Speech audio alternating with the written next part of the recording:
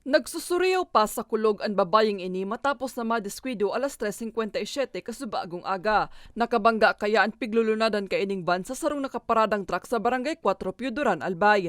Sigon sa Piudoran MDRRMO, naalangan subuot ang driver kan van na si Salim Pancho agum kan biktima na magdiretso sa nasambit na dalan kaya nagpurbar ining mag-atras. Alagad aksidenteng nabangga ang nakaparadang truck. Tulos na po nag-respond sa tuya mga kapulisan, sa tuya kung Bureau of Fire Protection, na sin mga volunteer, kang kabalay ka sa Edicom, na sinigyan po sa tuyang naging katabang, so paghali po di man sa babaying naiipit. Gikan Metro Manila, pasiring kutang Claveria Masbate ang 5 lunad kan van na magkakapamilya man sana. Tulos man na dinaraan biktima sa Piudoran Memorial District Hospital. Maswerte man na nakasalbar sa insidente ang apat pang pag-iriba kan biktima kabali ang 2 menor de edad. Kasi po, lalo na po sa mga taga-Masbate, ano po, kailangan po pang nangyari yan, kaya mag-iirutan yan, nagmamadali po sinta, at nakahabol kan pag-booking, ano po.